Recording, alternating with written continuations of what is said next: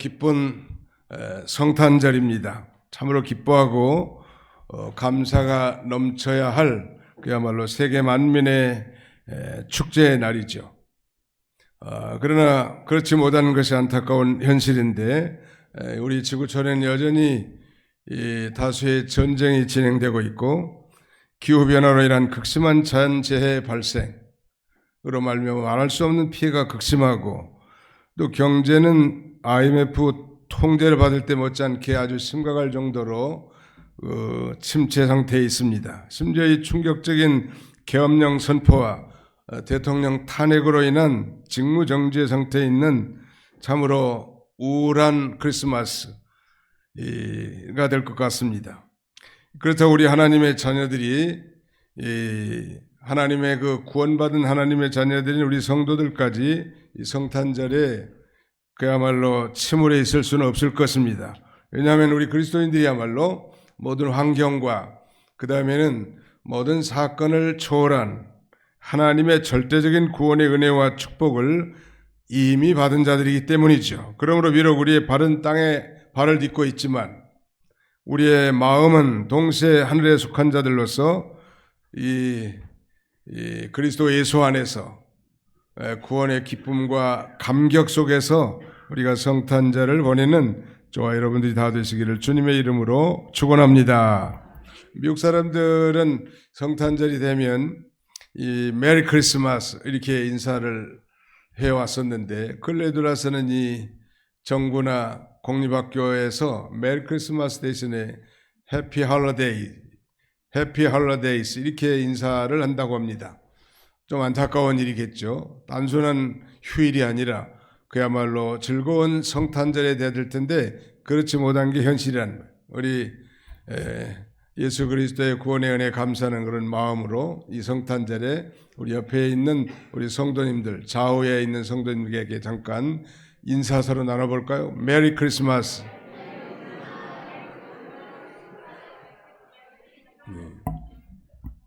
오늘 아침에 제가 맨 먼저 받은 전화는 우리 언종란 권사님을 통해서 이복덕 권사님의 부군인 누구예요? 임성길 성도님이 소천하셨다는 소식을 들었습니다. 그동안에 많은 고생 많이 하셨는데 이 성탄절에 하나님의 부르심을 받았다는 것은 대단한 축복이라고 생각이 됩니다. 그동안에 따님과 가족들이 간호하느라고 참 수고들 많이 하셨는데 이제 모든 그 수고를 그치고 눈물도 죽음도 슬픔도 없는 저 천국에 그것도 이 크리스마스 날에 부름받았다는 것은 대단한 의미가 있을 것 같습니다. 자, 오늘 마태복음 1장 18절로 25절 말씀을 본문으로 저는 이 성탄절을 기념하는 목적 Purpose of Celebrating Christmas 성탄절을 기념하는 목적이라는 제목으로 하나님 말씀을 선포와 함께 은혜를 받고자 합니다. 오늘 원문에는 우리가 잘 아는 위대한 두 가지의 이름이 등장하죠. 바로 예수와 임마누엘입니다. 지금부터 2000년 전 예수님께서는 동정녀 마리아의 몸을 빌려 말하자면 성령으로 잉태되고 육신을 입고 이 낮고 천한 땅에 오신 것입니다. 지극히 높으신 분이 가장 낮고 천한 모습으로 이 땅에 강탄하셨는데 그날이 바로 성탄절이. 여러분은 성탄절 하면 가장 먼저 떠오르는 것이 무엇입니까? 미국의 한 여론 설문조사에서 여러분 과연 성탄절에 가장 떠오르는 것이 무엇이냐고 묻는 이 설문조사에서 약 33%의 사람들이 크리스마스 캐롤이 떠오른다고 이렇게 대답하고 그리고 산타클로스라든지 성탄절 선물이라고 생각한 사람들이 21%, 세계적인 축제 21%, 그리고 예수님이라고 답변한 경우가 겨우 17에서 18%에 달했다고 합니다. 사랑하는 성도 여러분, 여러분들은 성탄절이 되면 무엇이 가장 먼저 떠오르십니까? 아니, 성탄절의 중요한 의미를 무엇에 두고 이 성탄절을 지키는가? 결론은 성탄절의 주인공은 예수님이십니다. 한번 따라서 봅시다. 성탄절의 주인공은 예수님이십니다.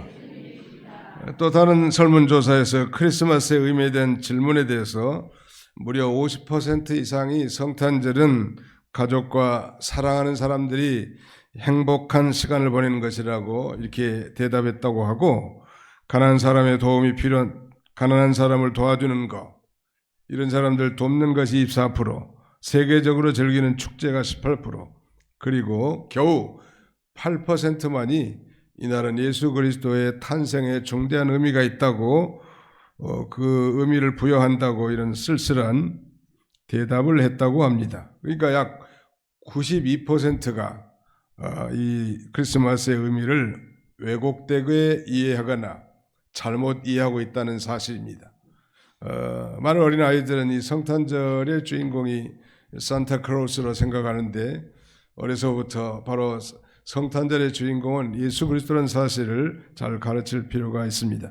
자, 오늘 본문에 나타나는 위대한 두 가지의 이름, 예수와 임마누엘의 의미를 통해서 아기 예수님께서 성탄절에 하나님이 인간의 몸을 입고 이 땅에 오신 진정한 목적이 무엇인가 함께 살펴보고, 동시에 성탄절에 태어난 한 아기의 두 가지 이름을 통해서 우리가 배울 수 있는 성탄절을 기념하는 진정한 목적이 무엇인가, 오늘 우리가 도대체 여기 모여서 예배하는 목적이 무엇인가 라고도 해당될 수 있겠습니다. 우리 순서지를 받으셨는지 모르겠는데 한 세 가지 정도로 요약할 수 있습니다.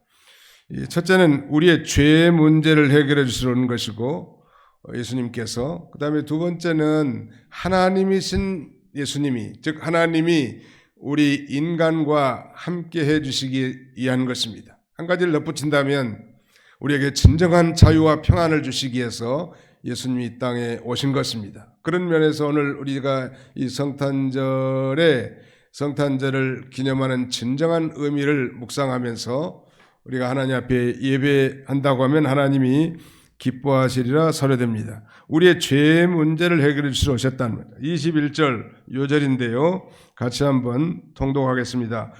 마태복음 1장 21절 시작. 아들을 낳으리니 이름을 예수라 하라. 이는 그가 자기 백성을 그들의 죄에서 구원할 자이심이라 하니라. 어느 날 이 가브리엘 천사가 꿈에 요셉에게 나타나서 이렇게 말합니다. 다윗의 자손 요셉아, 내 아내 마리아 데려오기를 무서워하지 말라. 그에게 잉태된 자는 성령으로 된 것이다. 이렇게 말했습니다. 그러면서 너와 정혼한 마리아가 아들을 낳을 것인데 그 아들의 이름을 예수라 하라고. 그 예수란 뜻은 자기 백성을 그들의 죄에서 구원할 자라는 뜻이죠. 그걸 알려준 것입니다. 왜냐하면 자기가 결혼하기도 전에, 유대인들의 옛날 성경은 약혼이 아니라 정혼으로 표기되어 있습니다만, 유대인들의 정혼은 거의 정식 결혼과 마찬가지입니다. 합법적인. 그러니까 다만 동침하지 않을 뿐이지 우리의 약혼과는 판약에 다른 혼례 예식이고요. 요한복음 2장에 나오는 가나 혼인잔치는 이제 그야말로 진정한 혼인잔치를 하는 것이고요. 정혼이 거의 결혼이라고, 그런 구속력 있는 이 제도라는 걸 우리가 이해하면 좋을 것 같아요. 한번 상상해 보십시오.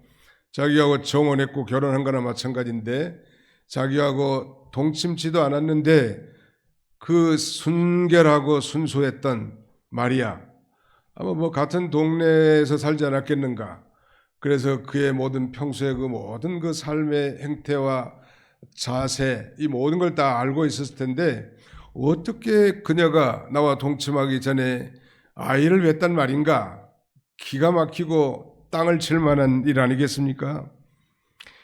그러나 요셉은 의로운 사람이라서 그것을 드러내지 않았습니다. 만일 이 당시의 율법에 의하면 정혼한 여자가 다른 남자와 동침해서 임신한 경우는 돌로 쳐서 죽이는 돌처형에 해당된 것이었습니다. 그러니까 만약 요셉이 이걸 드러냈다면 마리아는 돌처형을 당할 수밖에 없었겠지요, 당연히. 그러나 요셉은 오늘 본문에 보면 의로운 사람이라고 말하면서 그것을 드러내지 않고 마리아에게 해가 되지 않도록 가만히 끊고자 했다고 이렇게 말하고 그러고 지금 생각 중에 있는데 그때 바로 이제 가브리엘 천사가 나타나서 요셉의 고민의 문제를 해결해 준 거예요. 왜 이 처녀인 마리아가 아기를 알 수 있는가? 거기에 대해서 말하는 거예요. 거기 21절 다시 한번 보실까요? 아들을 낳으리니 이름을 예수라 하라.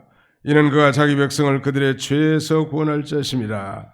자, 우리 다 같이 한번 따라서 합시다. 아들을 낳으리니 이름을 예수라 하라. 이는 그가 자기 백성을 그들의 죄에서 구원할 자심이라. 예, 예수라는 말은 헬라말 예수아에서 나온 말인데 구원자란 뜻이고요.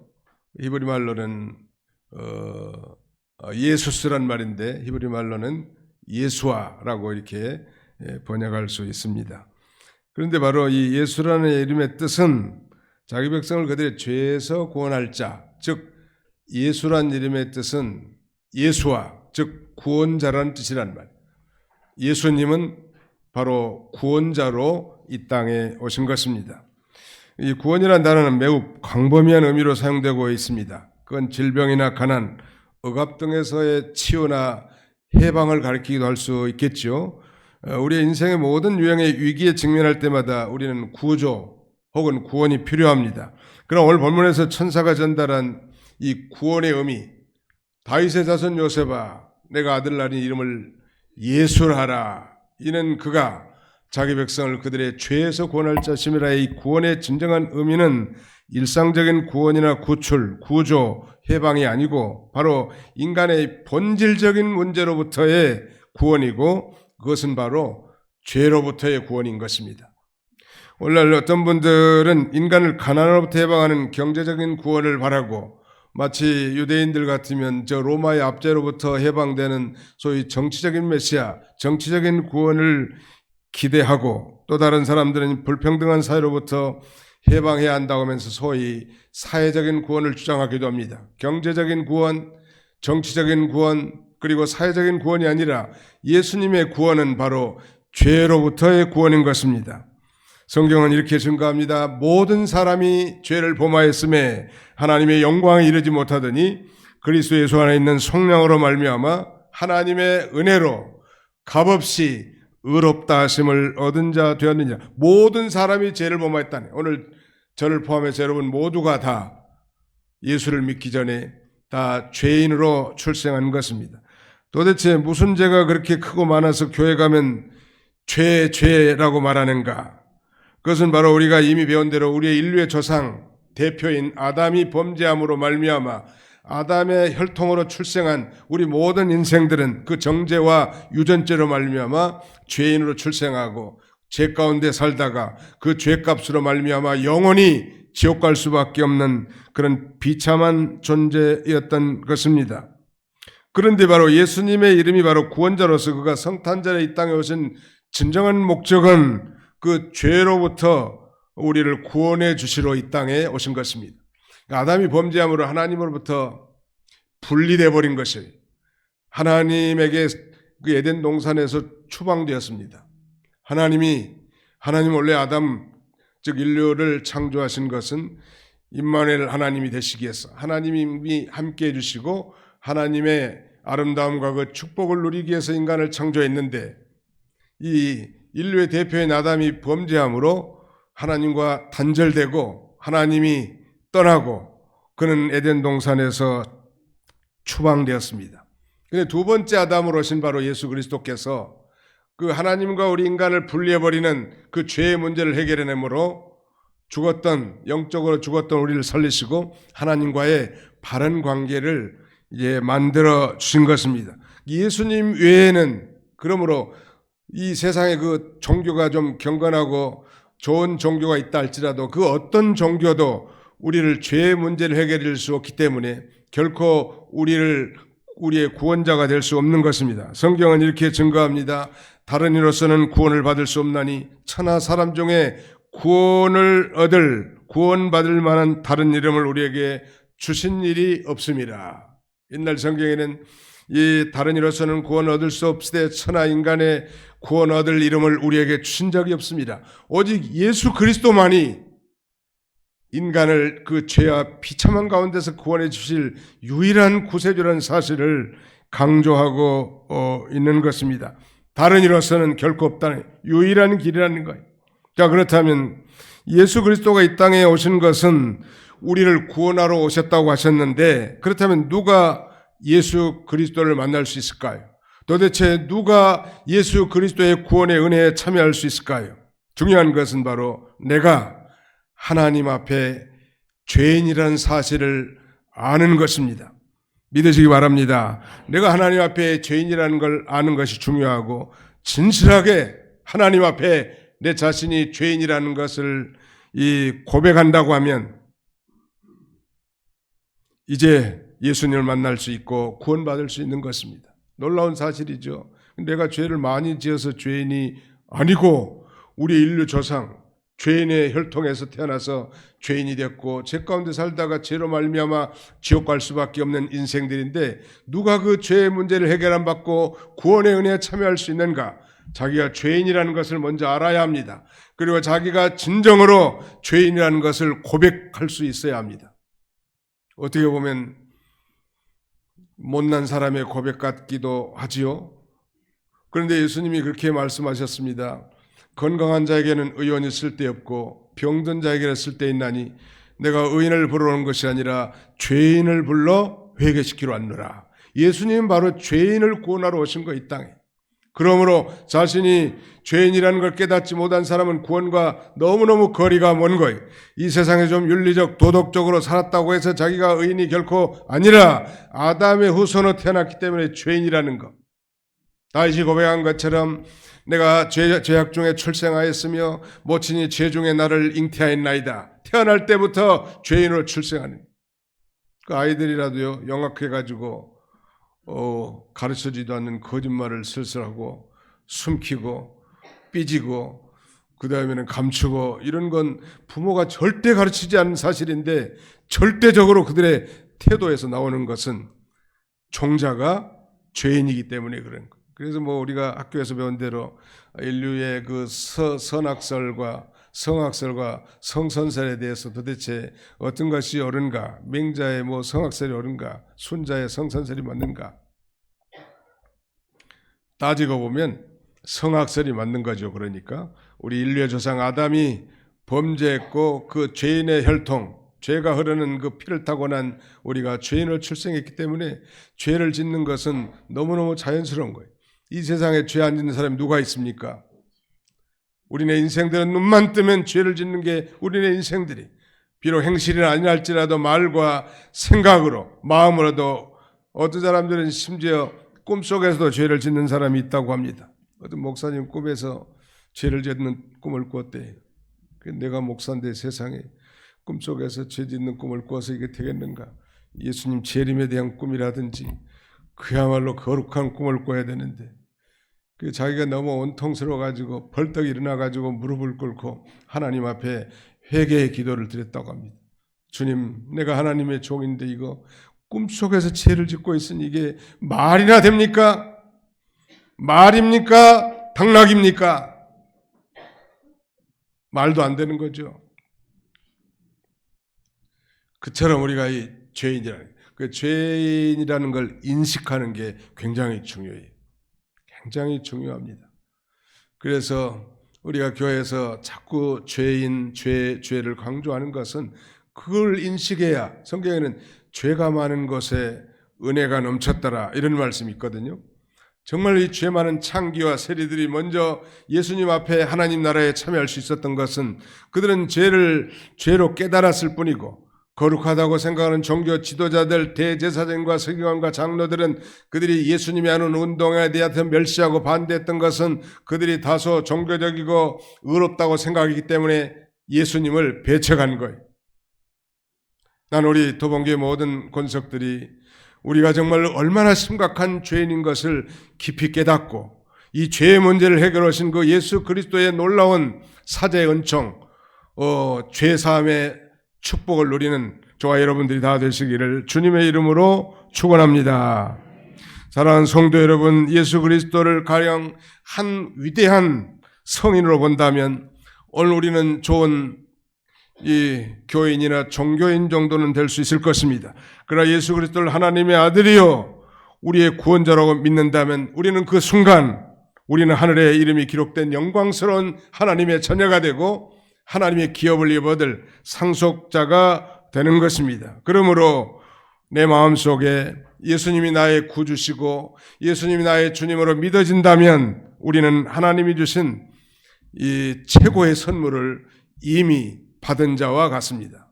우리 옆에 사람 한번 쳐다보시고 하나님의 선물을 받으셨습니까? 한번 물어보세요. 하나님의 선물을 받으셨습니까? 예, 예수님을 믿는 자는 하나님의 선물을 받으십니다.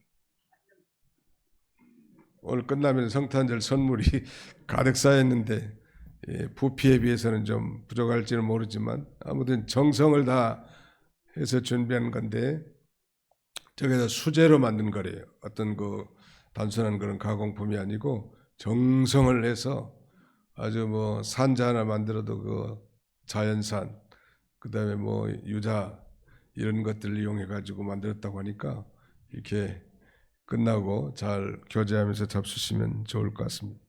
예전에는 우리가 롤케이크를 크리스마스 때마다 선물을 드렸는데 이 호불호가 있더만요. 롤케이크를 전혀 싫어하는 사람들이 많고 또 아주 좋아하는 사람들 꽤 많아요.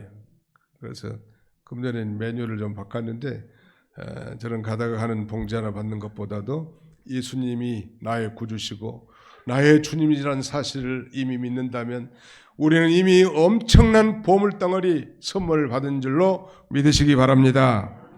영국의 이 빅토리아 여왕의 아버지는 켄트 공작이었는데 빅토리아 여왕하면 영국이 말하면 대영 제국이 해가 지지 않을 만큼 전 세계 땅덩어리를 가지고 있는 그야말로 세계의 가장 큰 패권 국가였던 시대였습니다.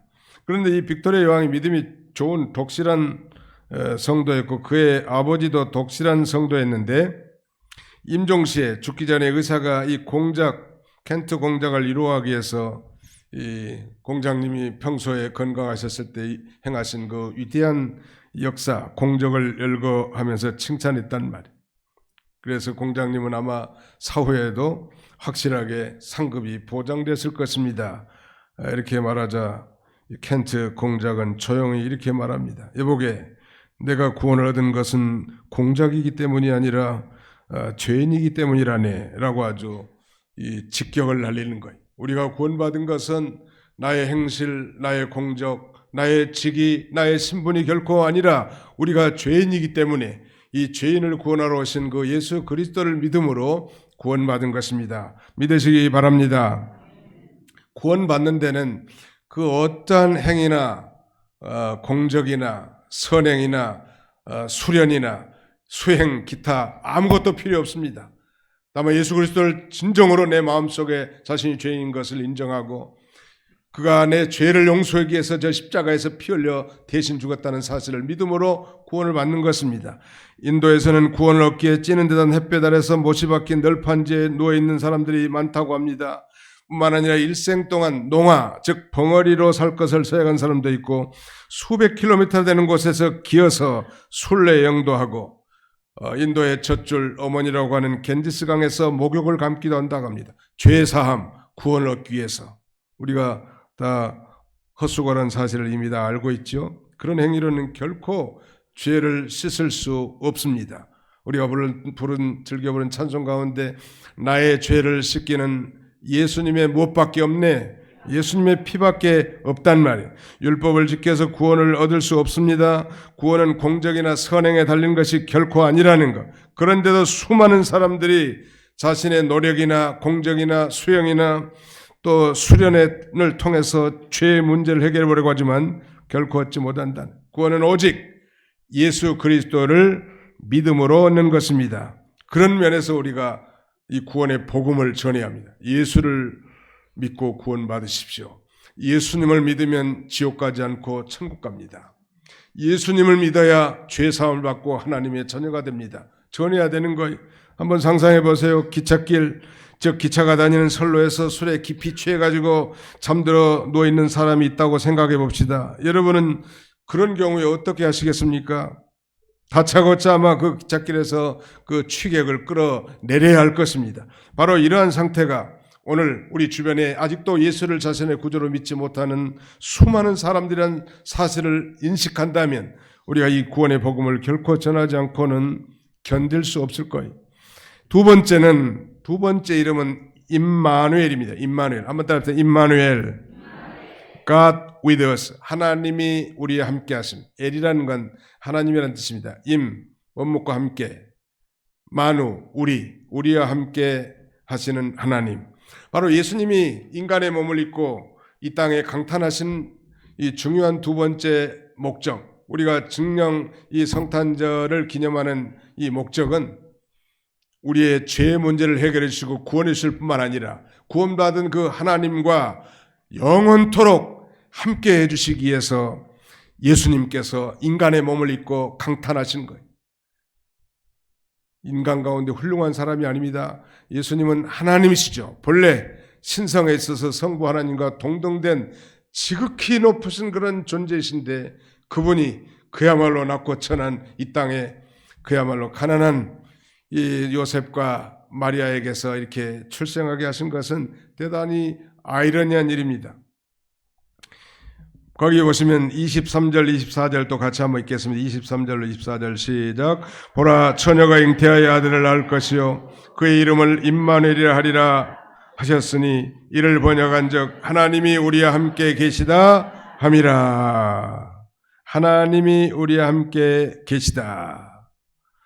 성탄절에 오신 예수님께서는 죄악으로 인해 멸망 가운데 절망 가운데 처한 인류를 구원하기 위해서 오셨을 뿐만 아니라 그 구원받은 자를 고아와 가부와 같이 버려두지 아니하시고 영원히 우리 함께 해주시기 위해서 이 땅에 오신 거예요. 사실 우리 하나님께서 서론에 잠깐 말씀드렸지만 에덴 동산을 창설하시고 최초의 인간 아담과 하와를 거기에 두신 것은 하나님이 임마누엘의 하나님이 되시기 위한 것입니다. 하나님이 함께 해주시기 위한 것이었는데 그러나 인간이 하나님 앞에 반역하여 죄를 범함으로 하나님과 관계가 끊어진 거예요. 이걸 소위 spiritual death, 영적인 죽음이라고 말합니다. 즉각적으로 하나님과 단절되어 버린 거예요. 그런데 바로 두 번째 오신 예수님이 오심으로 우리의 허물과 죄로 죽었던 우리를 살려놓으신 거예요. 하나님과의 관계 회복, 그게 바로 영적 새 생명을 얻은 것이라 할 수 있겠습니다. 사랑의 하나님께서는 그 깨어진 관계를 회복하기 위해서 이 성탄절에 인간의 몸을 입고 성육신한 것입니다. 그러므로 이 하나님이 인간에게 주신 최고의 축복이 구원의 축복이라고 한다면 최고의 약속은 임마누엘의 약속이 하나님이 우리와 함께 해주시는 것. 저는 병원에 가면 종종 환자들에게 하나님 말씀을 읽어주고 암송하게도 하고 아주 각별하게 사용하는 중요한 요절을 이사야 41장 10절입니다. 두려워하지 말라 내가 너와 함께 함이니라. 놀라지 말라 나는 내 하나님이 됨이니라. 내가 너를 굳세게 하리라. 참으로 너를 도와주리라. 참으로 의로운 오른손으로 내가 너를 붙들리라. 그냥 읽어만 줘도 은혜를 받는 것 같아요. 병약하여 고통 중에 있는 환자들, 정말 절망 가운데 정말 시련과 비탄에 빠져 있는 인생들이라 할지라도 성령으로 기록된 하나님의 말씀을 신뢰할 때 우리가 위로를 얻고 그 다음에 힘과 소망을 얻게 되는 것입니다. 바로 임마누엘이라는 건 하나님이 우리와 함께 해주신다는 것. 볼지어다 세상 끝날까지 내가 항상 너희와 함께 있으리라 한 게 바로 예수님이 승천하시면서 주신 마지막 약속이 임마누엘의 약속인 것입니다. 그러므로 오늘 혹시라도 교회에 나오시지만 아직 예수님을 자신의 구주로 영접하지 못한 분이 계시다면, 아니 예수님을 인격적 체험적으로 만나보지 못한 분이 계시다면 이 시간 예수님을 자신의 주님으로, 자신의 퍼스널 세이비어, 개인적인 구주로 영접하시는 복된 시간이 되시기를 축원합니다. 그러면 제 용서와 함께 구원과 임마누엘의 축복을 약속받게 될 것입니다. 우리가 자가고 있는 여부에 상관없이 예수를 구주로 믿는 자에게는 예수님께서 이제 성령으로 우리 안에 내주해 계시고 영원히 우리와 함께 계시는 주님이십니다. 감리교회 창시자하면 요한 웨슬레, 존 웨슬레이죠. 그는 1791년 소천했는데 그가 예수님을 인격적 체험적으로 만난 것은 그 모라비안 교도들의 그 아주 감격적인 구원의 메시지를 들었다고 합니다. 그가 정말 예수님을 인격적 체험적으로 만나 죄사함 곧 구원의 축복을 받은 후에 그는 전도자가 되어 세계는 나의 교구다.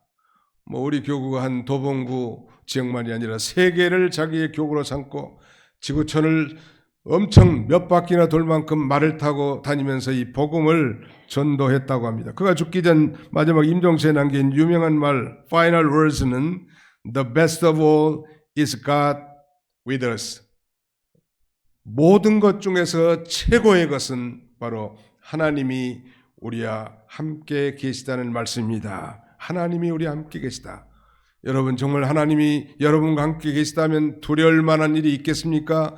염려 근심할 일이 있겠습니까? 고통당할 일이 있겠습니까? 하나님이 함께 해주는데 하나님은 전능하신 분이십니다. 전능자.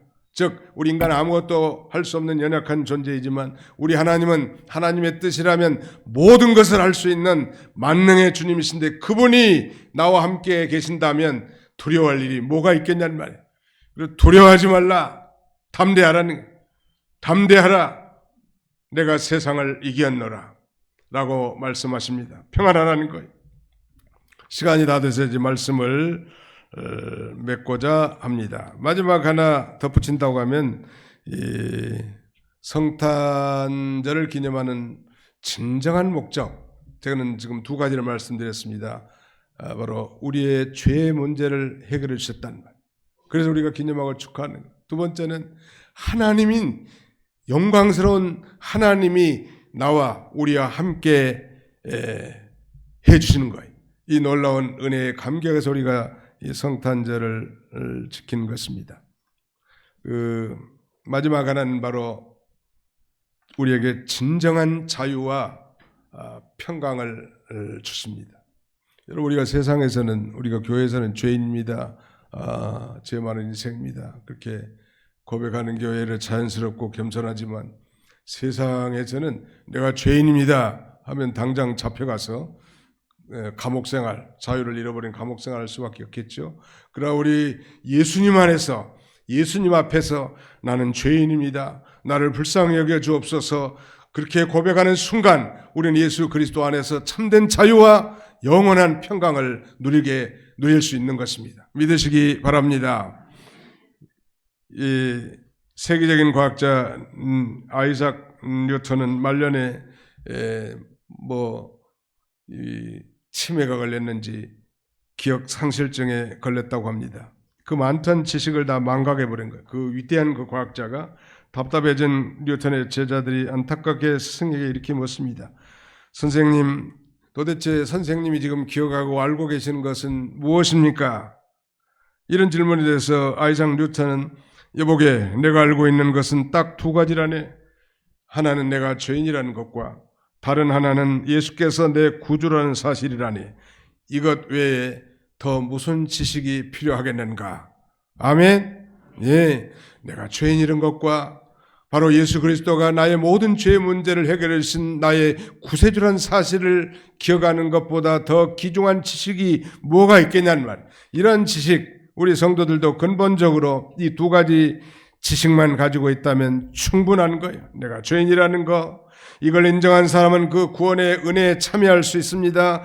자신이 죄인인, 비참한 죄인인 걸 깨달은 사람은 다른 사람을 용서할 수 있습니다. 다른 사람을 배려할 수 있습니다. 왜? 자기가 죄인이니까 말이죠. 자기가 좀 괜찮다고 한 사람들이 다른 사람을 정죄하고 비방하고 그렇게 나가는 거지. 자기가 죄인이고 겸손한 사람이 어떻게 다른 사람을 정죄할 수 있겠냐는 말. 그리고 예수님이 나의 구주십니다. 이런 사람은 환경과 사건에 요동하지 않고 어떤 일을 만나든지 조용히 주님을 기다리고 의지할 것입니다. 이 두 가지가 준비된 사람을 오늘 하나님은 쓰시는 거예요. 전도인으로, 전도자로, 복음의 일꾼으로 교회 모든 직분자들로 하나님이 사용하시는 것입니다. 우리에게 마지막이 참된 평화를 주신 것입니다. 이건 단순한, 이미 우리가 살펴봤지만 이 평화는 단순한 전쟁이 없는 그런 외적인 상태뿐만 아니라 정말 하나님과 우리가 죄로 말미암아 원수되어서 평화가 없었는데 평화의 제물로 이 땅에 예수님이 오셔서 저 십자가의 자신을 평화의 제물로 드리심으로 말미암아 하나님을 화목케 하고 하나님의 진노를 달래심으로 참된 평화를 누리게 되었고, 그 예수를 자신의 구주로 믿는 사람은 그 구원의 은혜의 결과로 말미암아 우리 심령에 말할 수 없는 평강과 평안이 강물처럼 흐르게 되는 것입니다. 참으로 바라기는 우리 도봉교회 모든 성도님들이 제가 사역을 끝난 이후에라도 정말 이거 예수 그리스도를 자신의 이 구주로 주님으로 인격적 체험적으로 발견해서 이 사제의 은총에 감격하고 하나님이 나와 함께 계심을 믿고 늘 주님과 동행하는 인생을 산다면 우리가 먼저 천당에 간다 할지라도 여한이 없지 않겠습니까? 여전히 자신이 좀 괜찮다고 생각하고 어렵다고 생각하면서 교회는 나오지만 예배는 참여하지만 종교인으로, 아니 교인으로 다만 출석한다면 그건 불쌍한 인간, 훌륭한 교회는 될 수 있을지 모르지만 정말 하나님을 아버지로 모신 영광스러운 하나님의 자녀에 이를 수는 없기 때문인 것입니다. 이런 복된 축복이 이 성탄절에 살아온 우리 모든 성도들 심령에 가득하시기를 주님의 이름으로 축원합니다. 기도하겠습니다. 기도합시다. 살아계신 우리 아버지 하나님께서 성탄절을 맞이하여 우리가 늘 노상 지키는 성탄절이지만 성탄절을 기념하는 진정한 목적이 무엇인지를 다시 한번 우리의 심령에 아버지 일깨워주신 것 참으로 감사합니다. 이 말씀이 성령으로 우리의 마음에 새겨지고 믿어지고 확신이 되어서 우리의 삶이 변화되고 성품이 변화되고 아버지 이웃과 가족에서 본이 되며 참으로 우리 하나님 앞에 영광 돌리는 삶을 살아가는 우리 모두가 다 되게 주시옵소서. 지금도 질병으로 여러 가지 허약함으로 고통 중에 있는 형제들이 많이 있사오나 살아계신 우리 하나님, 전능하신 우리 하나님이 나와 우리와 함께 하신 걸 언제나 믿고 그 하나님을 의지함으로 믿음으로 승리하며 통과해 나갈 수 있도록 우리 하나님이 축복해 주시옵소서. 예수님의 이름으로 기도하옵나이다. 아멘.